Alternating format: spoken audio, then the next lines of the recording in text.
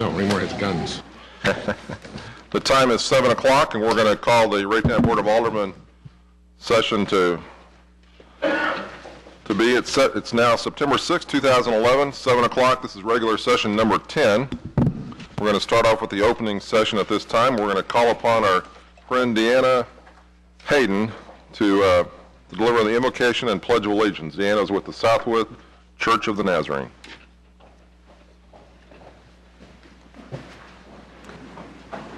Would you pray with me?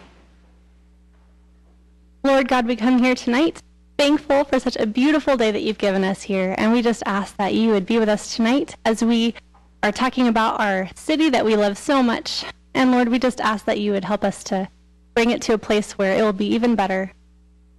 Thank you for being with us tonight. We ask all this in the name of Jesus. Amen. Thank you. Whoa.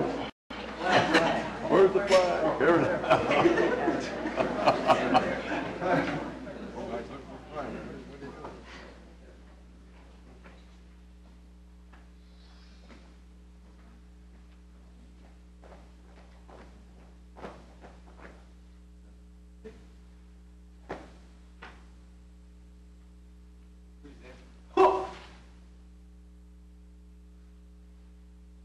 I pledge allegiance to the flag of the United States of America, to the republic for which it stands, one nation, under God, indivisible, with liberty and justice for all.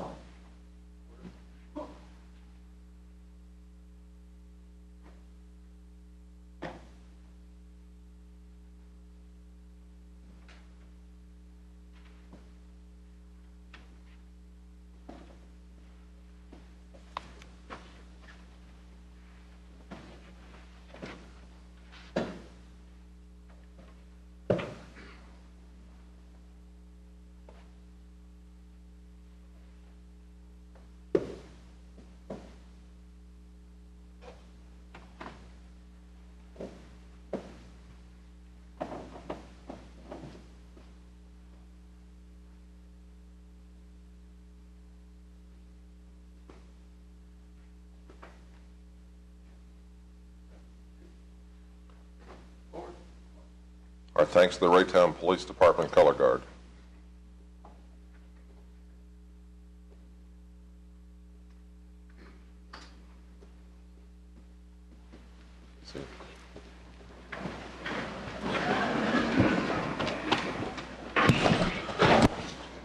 Always an impressive display. Ask the clerk to call the roll, please. Alderman Nelson? Here. Alderman Lightfoot? Here. Alderman Azier? Here. Alderman Mock? Here. Alderman Pardue? Here. Alderman Van Buskirk? Here. Alderman Kramer? He's excused, excuse me. Alderman Ertz? Here. Alderman Hamilton? Here. Alderman White? Here.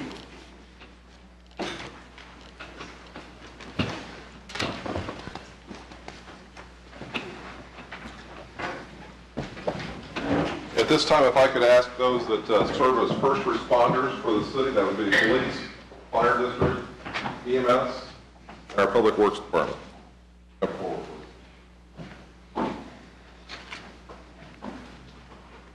If you're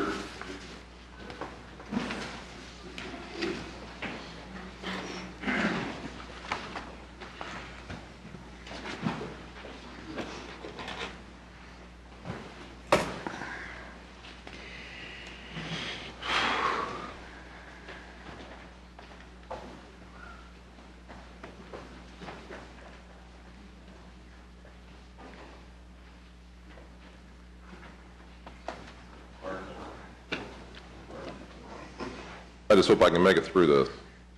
But we all certainly remember September 11th, near and dear to our hearts, and it happened that day. These people before you today are the first responders from the city of Raytown.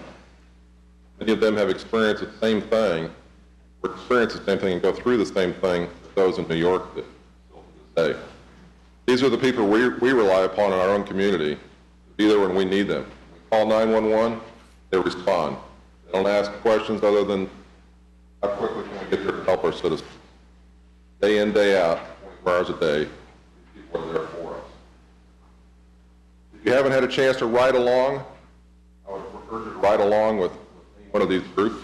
I rode along for a couple months in office with Jared, and spent 5 very interesting hours on the road of what happens after dark.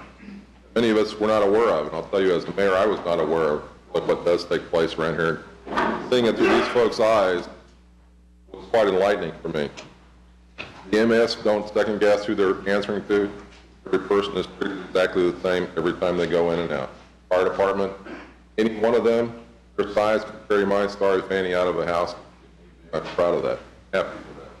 Police, our public works staff as well. They're always there with the equipment when we need to. They're the ones that come out to clear the roads, get the roads passable. During snowfalls, they're out there so the EMS, fire department, and police can get to you in the event of an emergency. These fine people represent the very best of our city. All that they do, all the care. We sometimes forget about what their families go through as well. Their families worry about them when they're out serving us. We need to reach out to their families as well and keep them in our hearts as these fine people serve us. I'm proud to deliver this proclamation, whereas 10 years ago, more than 3,000 innocent people lost their lives when a calm September morning was shattered by terrorists driven by hatred and destruction. And on that day, we witnessed the greatness of America and the bravery of victims, the heroism of first responders who laid down their lives to save others, the compassion of the people who stepped forward to help those they had never met, and the generosity of millions who enrich our country with acts of service and kindness. Whereas since that day we have seen the greatness of America further demonstrated in the courage of our brave men and women in military uniform who have served and sacrificed in Iraq, in Afghanistan, and around the world in advance freedom, to prevent further terrorist attacks on America. As we remember September 11, 2001, let us reaffirm the vows our country made in the earliest hours of our grief and anger. As liberty's home and defender, we will not tire, we will not falter, we will not fail in fighting for the safety and security of the American people in a world free from terrorism. By a joint resolution approved December 18, 2001, the United States Congress designated September 11th each year as Patriot Day. I, David Bauer, Mayor of the great city of Raytown, do hereby proclaim September 11th, 2011 as Patriot Day in the city of Raytown and call upon all residents to observe this day, National Day of Service and Remembrance, with appropriate ceremonies and activities to display the American flag at half-staff from their homes and to observe a moment of silence beginning at 7:46 a.m. Central Standard Time to honor the lost lives and results of the terrorist acts September 11, 2001. Find this day. I thank you from the bottom of my heart and on behalf of the Board of Aldermen of this entire city. Thank you for all that you do.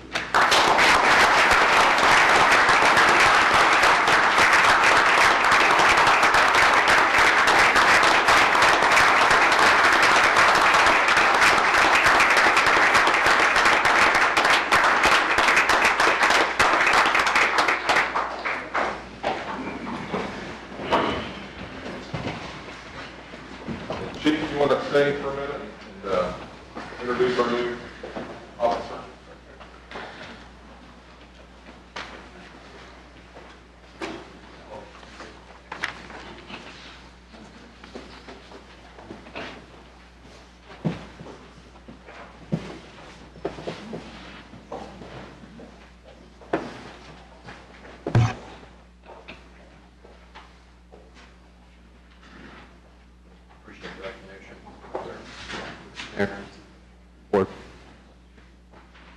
We're here to introduce a new employee tonight. His name is Melvin Norrington.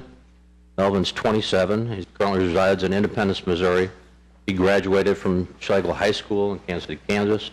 He was an Army reservist for 9 years and has served in Iraq. And he received the Army Achievement Medal. Melvin obtained a Bachelor of Arts degree in Criminal Justice through the American Military University. attended the Kansas City, Missouri Regional Police Academy, where he received Director's Award and a ribbon for his firearm proficiency. Melvin went to work for North Kansas City Police Department for a short period of time before being hired by Raytown.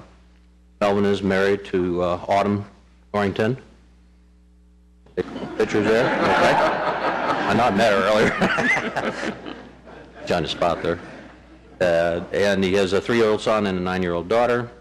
Melvin enjoys being with his family and riding motorcycles. Mom and Dad are here too, right?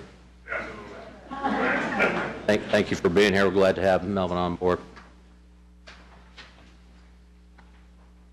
Of course, Melvin's probably been working the streets for, what, a couple of weeks now? Something like that? Learning a lot? All right. To all you that see these president's greeting, know ye that reposing special trust and confidence in the valor, fidelity, and abilities of Melvin Norrington, James B. Lynch, Chief of Police, to appoint him an officer of the Raytown, Missouri Police Department the 6th day of September 2011, and to commission him to exercise the powers of this office. This commission is to continue and enforce during the pleasure of the Chief of Police under provision of law.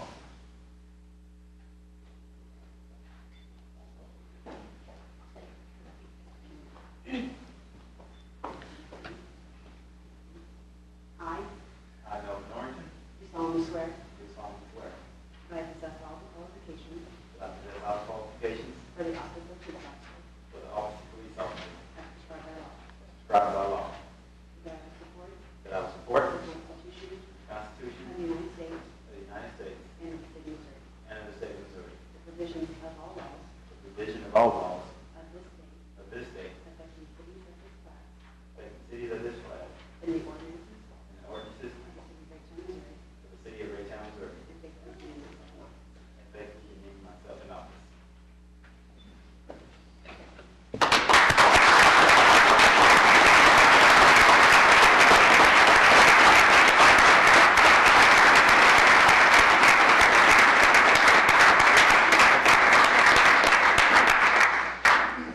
I just told the gentleman he has choices when he came out of the academy, and we're delighted that he chose Raytown. And as I mentioned this to you before the meeting started, we hire nothing but the best. And our force, I still believe, is in fact the best in the metropolitan area. We truly take a great deal of respect for that as we welcome you to the city. Thank you for all that you do.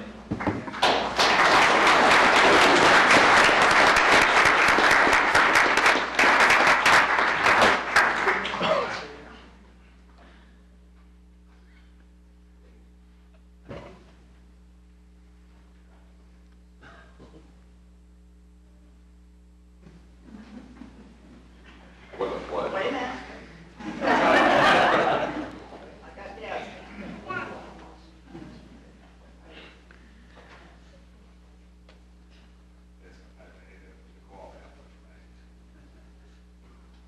Good flash, I missed it. You want to check it real quick? There we go.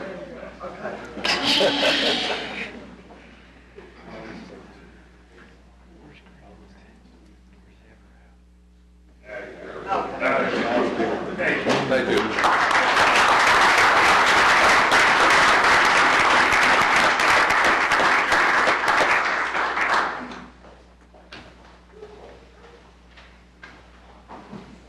Now, if I could ask Ben and Barbara Carmack and the previous recipients of the Truman Heartland Citizens Airport. Al, you're here.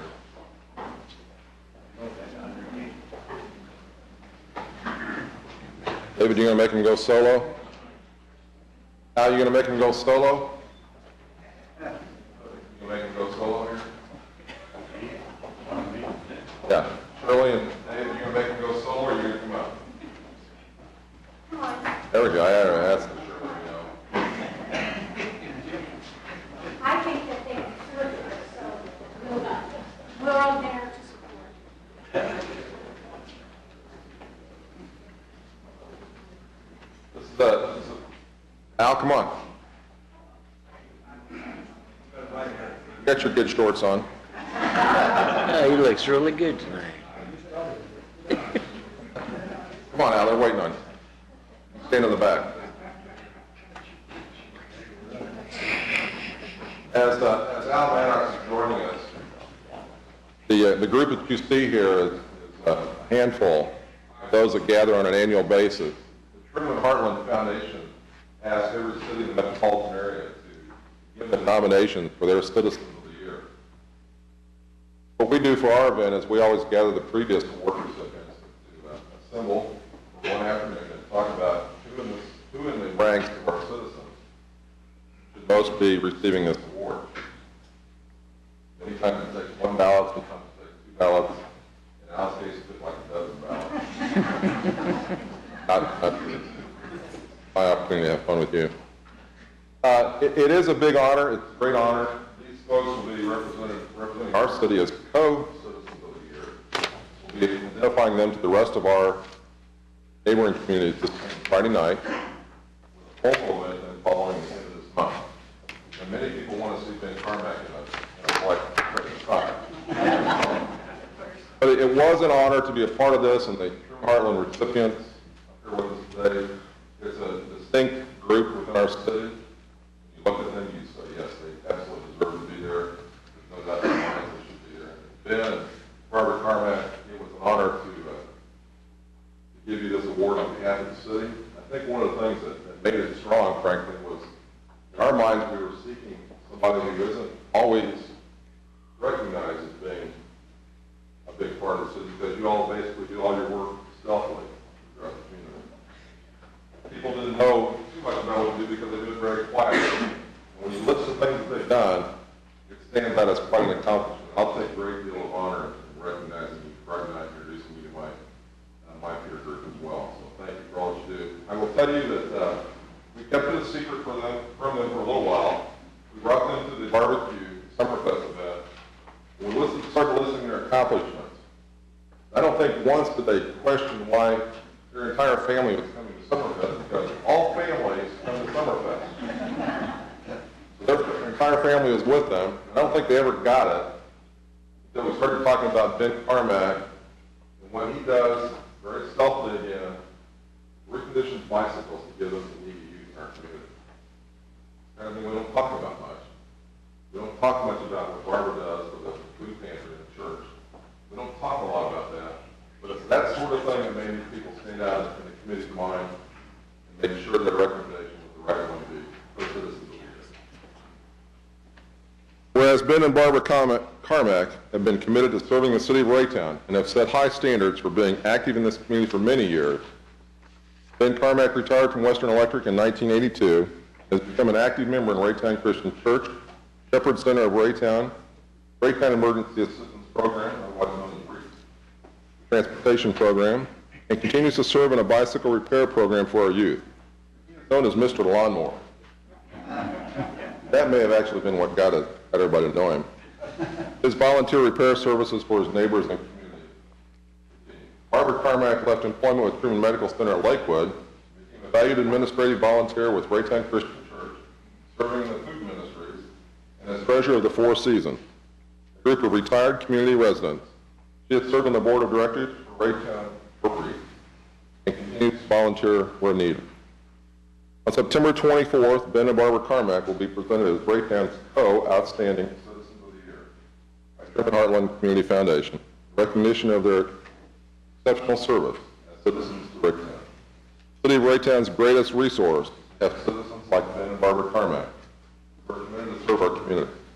I, David Barrett, hereby recognize and express grateful appreciation of the citizens of the City of Raytown, Ben and Barbara Carmack, for their dedicated service to our community. Thank you.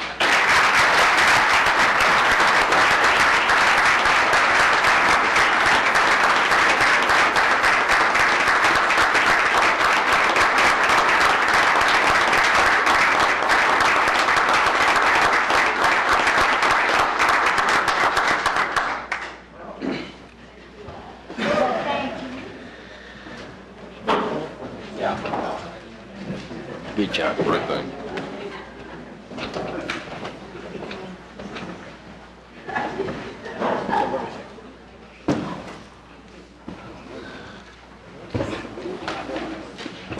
Ben Carmack, before you get out of here, the only thing you have to worry about before that black tie event is that David Worth typically holds the record for the best dressed. It's only because Shirley is on his arm. All right. This time we're going to open the floor up to public comments. Anyone from the audience that would like to address the Board of Aldermen regarding issues pertinent to the city are welcome to do so at this time.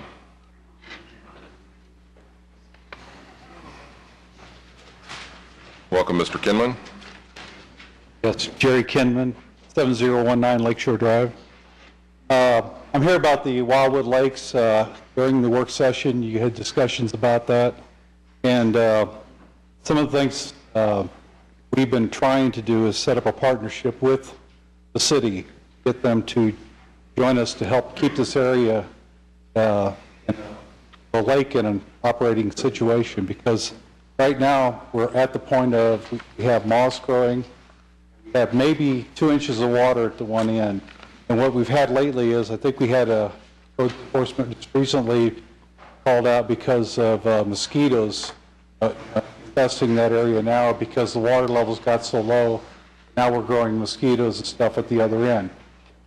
The one thing about a homeowner association and the lake that we're talking about, the large size of it, is that none of the homeowners personally own the lake. They're just members of the association.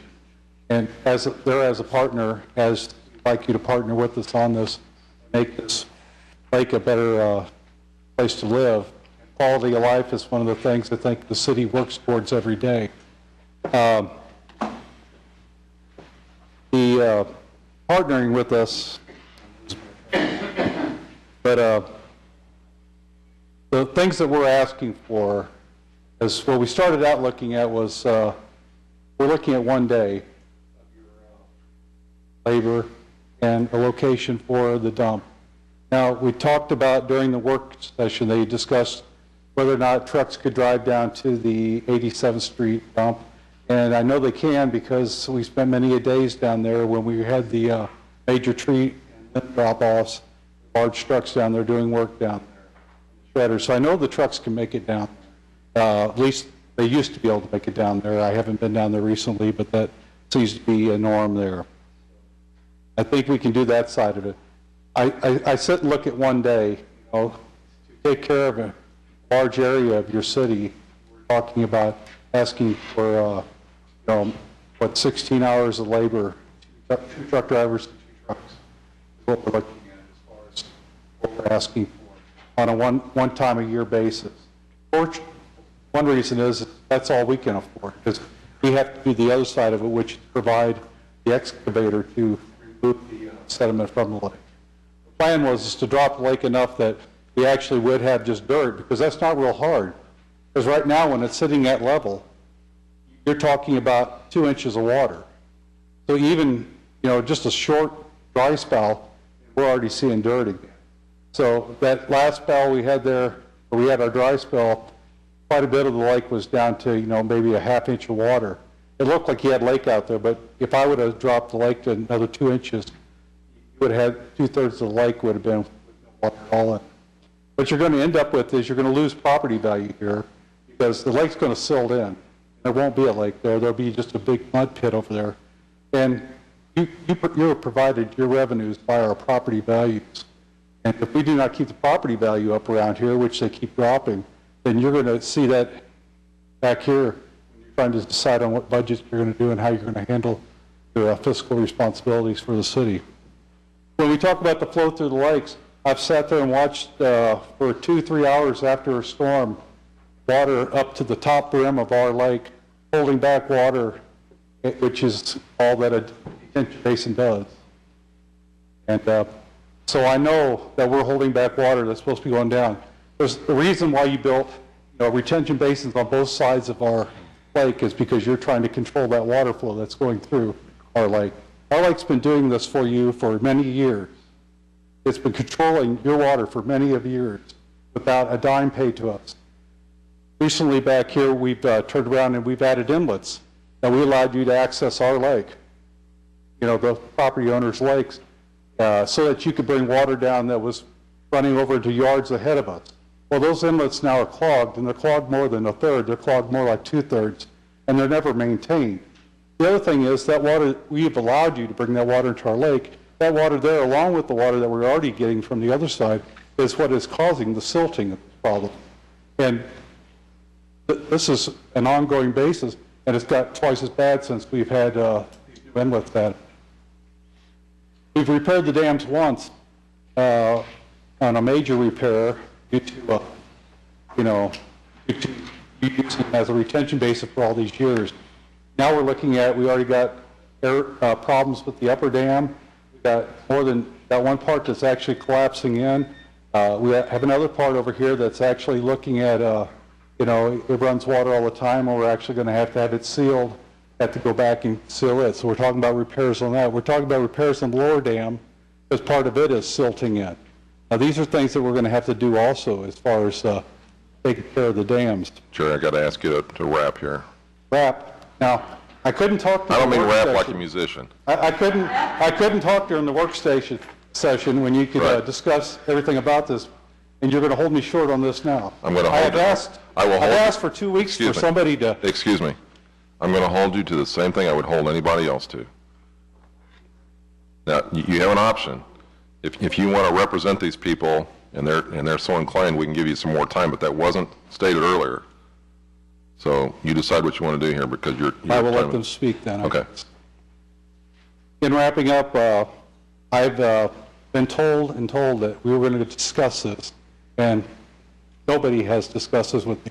The only discussion I've had is when I've had to come up here and pound our fist on the desk, find out to get somebody to actually talk to us. I think it's time you start coming to us about this situation. Thank you, Jerry. Woody, you're up next.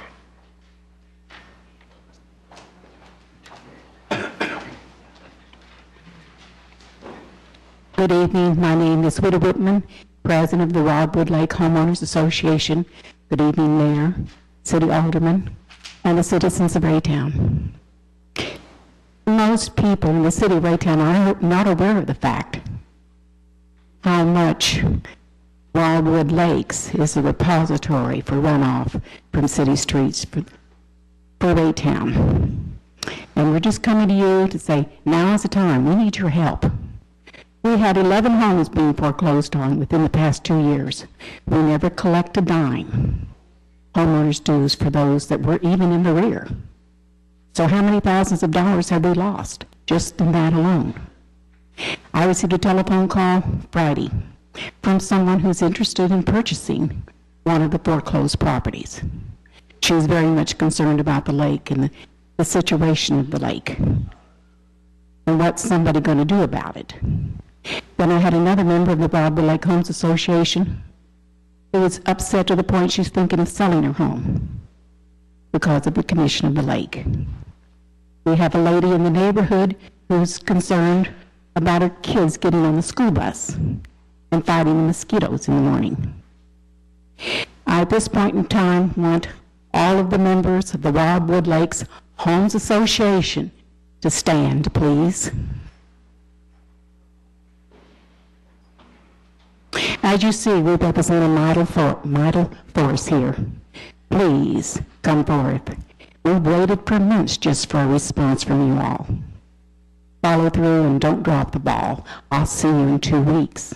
Thanks, Woody. Andy's up next.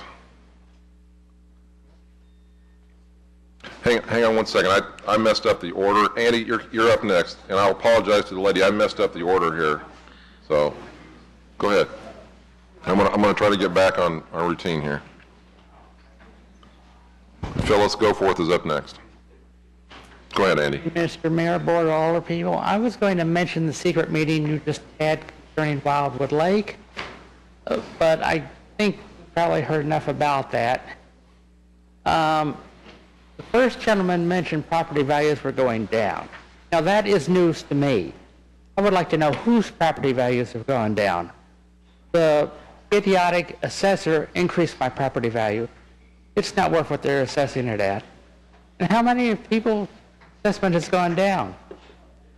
Something is rotten in the state of Denmark. Where are we here? Pick a place to start.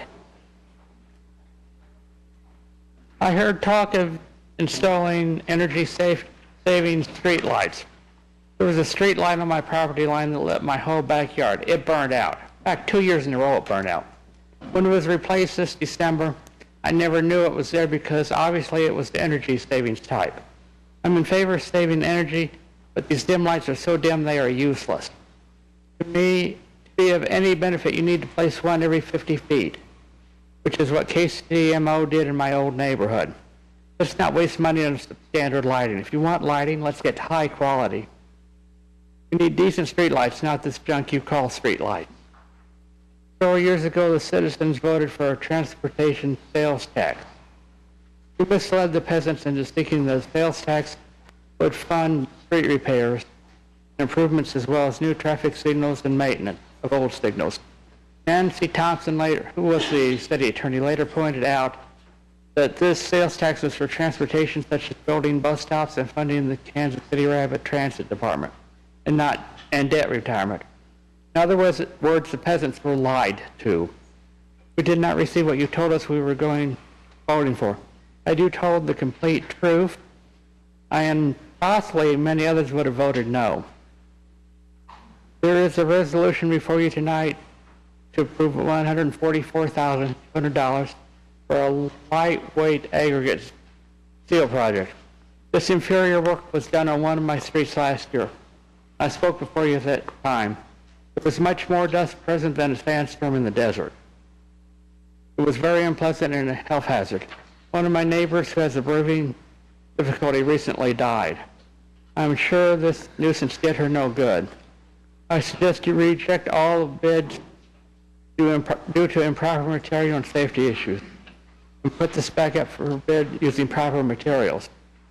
Let's do a proper job of the sales tax we voted on. Also, I don't think I'm going to be here long enough for the election, but every time an issue like this comes up, I watch how the board votes. And that does influence how I vote at the next election. I'm sure it will others too. Thank you. Thanks, Andy. Phyllis? I see that. Thank you for giving us this time, and it's been a very enjoyable evening. I always like it when the firefighters and the policemen are honored. You never know what we'll get at a city council meeting, but it's always pleasant. Thank you. I'm Phyllis Goforth, with Vice President of Main Street Association, and this is Pam Clark McKinley, who is the co-chairman of our promotions team. Steve Gunther is here, that's our president. We have a proposal tonight. First, I'd like to say what Main Street has done. Main Street has come together. We're an affiliate of the state of Missouri, and we have already, for the first 6 months of this year, we have more than 1,000 volunteer hours in. Main Street organized a largely successful egg extravaganza. The first year we had several hundred people for just an egg hunt. This year we added pictures with Mr. Bunny, an old car and truck show, story time at the library with the mayor, and Miss Bunny and the Cocoa Key mascot, and entertainment with BJ the DJ. This time even more people attended. 3 years ago we decorated the windows of the Raytown Park Plaza. We cleaned up broken glass, washed windows, mopped floors. At that time, Manico Incorporated hung candy cane decorations on the light poles because he was so moved that a community would step up in this way. For 2 years, we have decorated the one-way bridge, tying 103 bows, plus hanging garlands and candy canes. Last year, we added the 63rd Street Bridge, doing garlands and bows. We funded this with local businesses and ourselves. For 2 years, we planted flowers for downtown businesses. We'd like to continue that and even expand it. Main Street has adopted the street from the one-way bridge to City Hall. We clean this twice a year. Last year, we even pulled weeds behind the Raytown Park Plaza. Several of us have worked the Raytown Community Cleanup Day. Pam and I stayed the whole day. We have walked the downtown streets going door to door in an attempt to educate business owners. We tell people about paying their taxes at City Hall in an attempt to make the city some money. I love Raytown. I love being a part of it. Now Pam will give the next. The holiday lighting ceremony held downtown each December has been a long-time tradition in our city. From the early days of a single tree in front of United Missouri Bank to the post 2 years when over 100 citizens attended the tree lighting, meeting with Santa, enjoying carols, hayrides, and more. From its beginning, Raytown Main Street Association joined the Raytown Chamber as one of the partners of this community celebration. This year, we began a transition that will see Main Street take the lead from the Chamber in organizing and presenting this event. This is the type of event that fits the Main Street program in helping to revitalize downtown. The past few years have seen increased cooperation from several Raytown groups, including the city, school district, and Parks and Recreation Department, resulting in an increased attendance. Volunteers from Main Street took on decorating responsibility for the railroad bridge. As we look at continuing to improve and grow this event, we would like to see new decorations on the 63rd Street Bridge. This is a gateway to downtown, and new decorations will highlight the improved bridge and welcome citizens and visitors. We have talked to Manico Incorporated about options. They have presented several reasonably priced commercial decorations. They have offered a proposal for hanging and removing these decorations, plus storing them. The Raytown Main Street Association Board is in agreement that the 4-foot LED hanging snowflake is our choice. The snowflake design offers practicality should bad weather postpone removal, and will work with new decorations to be added in the future years as this event grows. Since this event is a joint effort by many groups, and since the city benefits from the community spirit provided by this event, we are requesting that the city purchase the snowflake decorations. In conjunction with that purchase, Main Street will contract with Manico for the setup, removal, and storage of the decoration. Cost for 4 LED hanging snowflake decorations at $315 each is $1,260. Raytown Main Street Association is a 501c3 organization. Members represent business owners, managers, and citizens of Raytown who believe that a vibrant and viable downtown is a key element to a successful city and a benefit to residents and businesses in the entire community. We appreciate the opportunity to present this request and thank the city and the Board of Aldermen for their consideration. Main Street Board, and thank you. Thanks, Pam. Thanks, fellas. Next on my list is Rick Ellerman. Rick, I'm going to go ahead and ask this lady, on your way up, I'm going to ask this lady that's been standing over here patiently to come on forward. And thank you for your patience, ma'am. Rick, you're up next. Hi. My name is Nicole. And I'm a mother, homeowner, and also a realtor in that area. The lake has, I've lived there. It now has a thick layer of algae. It's causing extreme nuisance with mosquitoes to the point where I've had to take my daughter to the emergency room to get checked for what's now infected. And there was inflammation, mosquito bites. I have researched what I can do around my house, but my home is fairly close to the lake. There are several types of fish that we can put in the water to help contain and eat actually the mosquito larvae. And down there's called a mosquito, and there's guppies, even goldfish, gallibus fish help. If you plant grass surrounding the pond, this helps with giving a habitat for predators, for mosquitoes to live there, such as frogs and dragonflies. There's also an algae that we could put in the lake called BTI, and it comes in in a powder form, and it will help grow. And then the larva will not be able to reproduce. A sprinkler system would be great because that would or an air buffer that separates the water. Because mosquitoes they're weak flying animals and they can't really fly against the wind. It's moving too much, so that chance of survival. I'm just hoping that there's something that can be happened to the lake to have a life for my children, myself, and also as she spoke, I didn't speak to her about anyone moving in the home, but I am also a realtor for that area, and I've got some issues. because of the mosquitoes in the lake. Very good. Thank you, ma'am. Thank Okay, Rick. And then that'll complete the list of sign-ups, and then we'll ask those who, in addition to these folks, want to speak, they can at that time.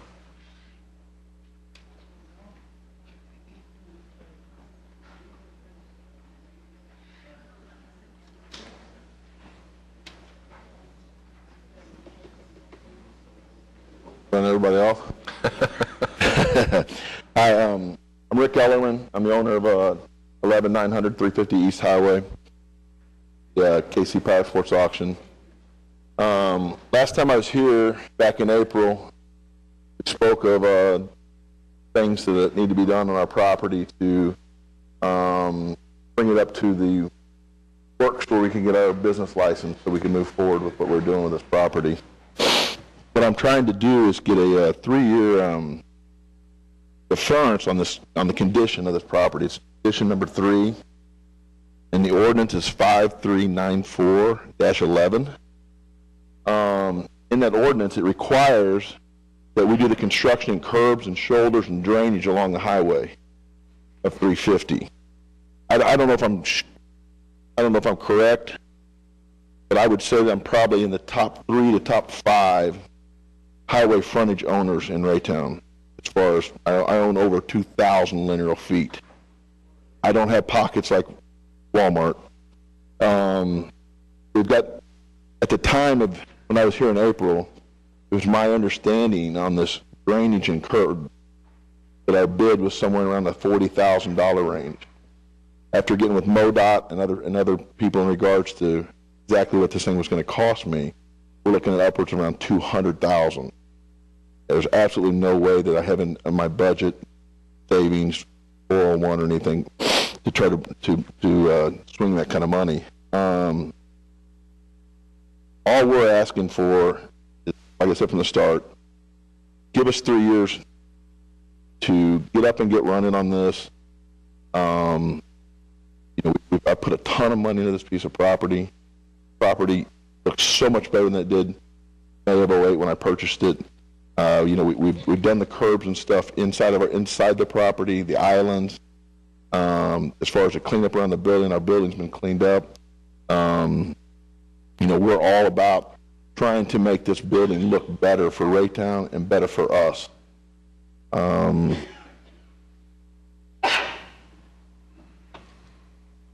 guess John had asked me to try to just short and sweet right now. We're talking about later. Is that what you're telling me? All right, that's my short and sweet version. Okay. Thanks, Rick. Help me later, please. All right. Now, would anyone else in the audience like to address the Board of Aldermen on any issue, maybe on their minds regarding the city? It's public opportunity, public hearing, or public comment time. So a good number of people just left. I hope they knew that they were still welcome to speak. I think we tried to indicate as much. So.